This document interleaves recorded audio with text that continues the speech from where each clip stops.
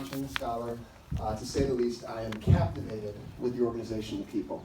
And we certainly always hope on nights like this that you kind of get those same sort of feelings. And I'd like to talk about support in a little bit, but I'm not dumb. I know that the stars of the show are the scholars. So I'd like to interview and talk to, introduce you to a very good friend of mine, Glody Mujinga Malunda. Oh, yeah. Yeah, I know. We love interviewing each other. So anyway, Glody is a to-be junior at Yale University in New Haven, Connecticut. She is actually here straight from Cleveland, where she is working in a public policy internship. She's working for something called Cleveland Neighborhood Progress. And she actually admitted to me last night that she is a Golden State Warriors fan. So I actually think that she only came here because she was fleeing Cleveland and not actually asked her. So, yeah, sorry. After last night, you know. I think the best way for everybody to kind of get to know you, and I certainly want to say one thing that's interesting about Glody and mine's relationship is it was actually the community table 2 years ago on a night similar to this, except it was thunderstorming and the Hawks were in the Stanley Cup. But aside from that, it was very similar. But a couple at our table turned to me and said, we'd like to get more involved, we'd like to sponsor a scholar. And a group of 9 of us on that night got together and decided to sponsor someone. We talked to Andra, we read some essays, and we picked Glody, and it's been a great relationship ever since. So, in the same way that I've gotten to know Glody, I would like to introduce you and get to know Glody as well. So I think the easiest way is for you to kind of go back to the beginning and talk a little bit about your childhood, talk about your family and how you got to Illinois, and please don't leave out the Grey's Anatomy, please. Hi, I'm Glody. As Steve said, I'm a rising junior at Yale. So how I got here. So I was born in the Democratic Republic of Congo, the DRC. It's like the big country in the center of Africa. So I grew up there for 11 years.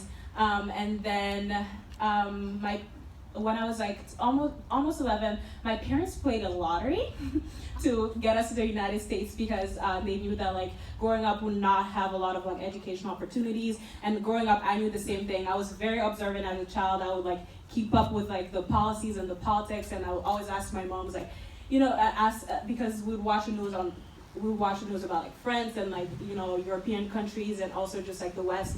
And I'd be like, you know, I want to do this with my life. Why can't the Congo look like this? And why don't we have all these opportunities? And they were really tired of my questions. I was like, Glody, go play outside. So they always knew I was like really ahead of myself. But and so we moved to America, I think at the end of 2008 for educational opportunities. And we moved to Illinois because my mom had a friend here in Illinois, and we're like, okay, Illinois. Came here, did not know a single word in English. I learned hello at the airport, and we started school. We got in like November 4th. I think November 8th, Obama had just became president, I remember exactly. And then we started school, I went to school, came back the first day, cried, asked her to go back to the Congo, and she's like, you wanted to be here? And I was like, nope, I want to go back with Dad. This is not where I wanted to be. And every single day she had to like, this is where you want to be, and, you know, you were here for education. And Grey's Anatomy, yes, I used to watch Grey's Anatomy to learn English. To this day, I still do, because we watch TV to learn English, so TV is good for kids. It's not the books, I'm just kidding. So we would like watch TV and read the subtitles to learn English, so I became obsessed with Grey's Anatomy. I thought I would become a surgeon for like 2 seconds, and then I didn't. So you touched on it, you talked about, and one of the things with Greenhouse is this idea of giving back to the community. And so can you talk a little bit about your involvement now at Yale and how you are giving back? Yes, at Yale. So what do I do at Yale? Sorry, a little nervous. At Yale, so I'm involved in a couple of things. So I just founded a new organization called Assistive Labs at Yale that I'm sure we'll talk about later. But also what I do is I'm a volunteer with, it's called YAP, so it's Yale Action Homeless Project. And so what they do is like the New Haven community is like very poor, and so what the organization does is we try to give back to the community. So we have a soup kitchen every Friday and Saturday, so I'm very involved with that. And I'm also a treasurer and student leader for Yale Chi Alpha, which is a Christian group on campus. So I'm a mentor for that. I mentor a lot of incoming freshmen, and also I was a sophomore, so a lot of freshmen during the year. And next year I have an even a bigger role with like the treasurer. So and then I'm also, what else do I do? I also have a job at the Yale Provost office, which is pretty great because I get to like learn a lot about the university and how I, as a minority, how I get involved and like provide like insights to the provost or like the other people there in terms of like what to do when it comes to like certain situations when you have like I don't know, we call something happened at Yale where we called it like the race apocalypse. So we have such events and like they want student members, so I do that. And other than that, yeah. And how about talk about, you just mentioned ALLY, which is the Assistive Labs of Yale. And so we obviously talked a lot about with some of the scholars that you'll meet tonight. You hear about these unbelievable organizations that within. Entrepreneurship is a big part of Greenhouse as well. So talk about your work with ALLY. Yeah, ALLY, you can't talk about ALLY without Greenhouse Scholars, so I'll start there. So Steve, my sponsor, yeah, that's her name, Steve. So I met Steve, I think, about a year ago, actually. And yeah, and after that, we like kept in touch, and then he talked about Chicago Ideas Week, and he was like, you should come. I was like, sure, I have break, I kind of want to escape y'all. So I came, and it was absolutely amazing, and I went home and yapped about it to my mom, was just like, what do you do? But anyways, let's backtrack. So I went into Yale like as a computer science major because I'm really interested in technology, and I wanted to bring technology back to like the Congo to like improve like, because I thought like that would bring businesses and like work towards economic development. And so that's what I wanted to do. And then throughout my college experience, I was like, okay, economics, that's so interesting, economic development, economics, same word, that has to do, I was like, that makes sense. So I became an econ major, but I was so very interested in like artificial intelligence and all those things, and like bringing like technology back to the Congo. So I was trying to find like a way to do both at the same time. So after Chicago Ideas Week, I met a professor. We'll never forget her name. Her name was Professor Ayana Miller, and she was like, go back to your university and talk to like Professor Skaz and ask him about artificial intelligence. And I went back and I talked to them, and he put me in contact with like this woman who's doing a fellowship at Yale and very involved with like AI research at Yale. And she is one of the co-founders for Assistive Labs. You can Google it. What they do is to provide assistive technology to developing countries. And so I was working with her a lot, and I gave her the idea. I was like, what if we founded a chapter of Assistive Labs here at Yale, and the group of students could serve as interns to you guys and like provide you with assistance throughout the year. And so that's how Assistive Labs at Yale came about. So I spent my second semester at Yale after Chicago Ideas Week. I spent founding the organization, recruiting students, and like working on a prototype. So right now we have Assistive Labs at Yale, approved by Yale. It's like a undergraduate organization, and right now we're doing pretty amazing things. So right now we have a team in Rwanda. I couldn't go because I'm here for my internship.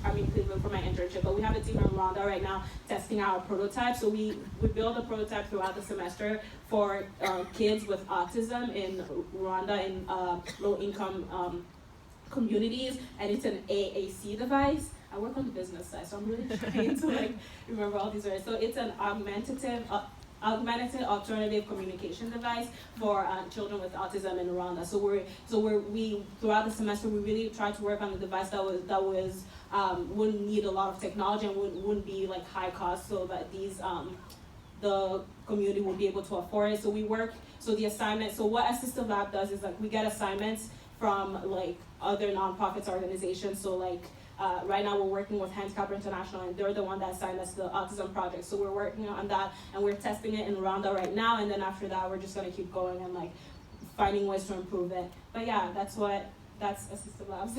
Sounds like a pretty boring sophomore year. Yeah, it was so boring. It was so boring. So, well, I would love to take full credit for being the only one that inspired you within Greenhouse. Can you talk just any other impacts that have helped you kind of pursue some of your goals via Greenhouse Scholars? Oh wow, there's so many. So the Monuments and friends. So all the numerous friends, couples here these that help friends are support. so wonderful. I love seeing you guys all the times I come and you remember my name. I'm like, hi, yeah, I remember you. Hi.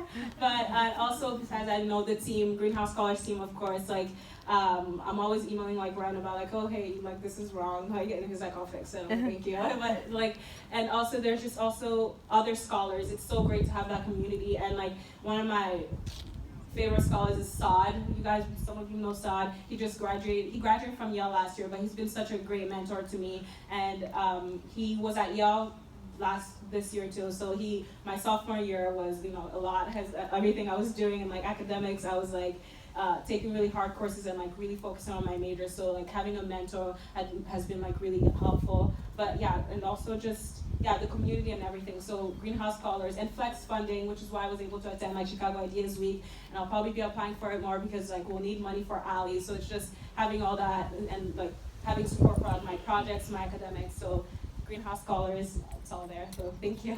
Well, we are certainly so proud of everything you do and so honored to support you. And not just for the next 2 years, but obviously know that will be a big part of your lives for many years to come. So just on the idea of support, I just want to take one quick minute to talk about support and what the organization means to me. And I was trying to think of like a good catchphrase or a few words that would kind of get the meaning across to you. And I actually came across a Post-it note that a scholar that I had mentored the last 4 years, Joel Sarmiento, who now works for the Catholic Church across campuses all across the United States. He just came back from a couple months in Ecuador and had dropped me a quick note. And I think it summed it up very well. He said, "Dear Steve, I'm so grateful for your support. This has been some of the most difficult yet rewarding months of my young adulthood, learning how to live out heroic virtues. Hope all is well, Joel." And I get the same reaction. I always say, hope all is well right after learning how to live out heroic virtues. So, but I actually talked to Joel just a couple of weeks ago, and I said, that's such a great line, heroic virtues, and it has some religious overtones, but I want to know how he would define it. And he said it's quite easy. It's an innate trait, which is the disposition to do habitually good things. And I thought, that sums it up better than any way that I could think about things. Is that if you, and I really ask you to really get to know the Greenhouse Scholars Program, is talk to scholars. Talk to them tonight, listen to what they have to say, go out to lunch with them, whatever you can do. Because you'll find the same stories, overcoming unbelievable obstacles, hearing about great academic achievements, hearing about great organizations they've built.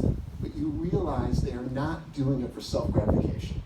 They are doing it because they want to build communities and they want to make it easier for those that come after you to do the same sort of things that you're trying to do.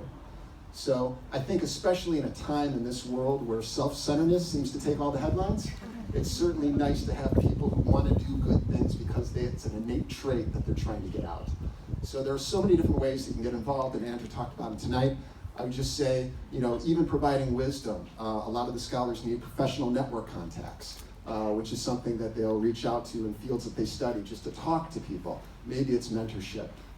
Andrew talked about the idea of flex funding, and maybe it's even mentoring scholars as well. And certainly there's nothing wrong, and it's been a great experience, is tonight, or whenever you feel motivated to, is maybe turning to friends or turning to people you don't even know and say, hey, you know what? Let's get together and sponsor a scholar, just like friends of mine did a couple years ago tonight. So with that, I certainly want to thank you for giving us the time to talk with you, to introduce GLODI, to introduce all the scholars, and I really hope you have a great, enjoyable, on this beautiful setting of the evening. Thank you. And I invite you to take a seat at the table. Thank you.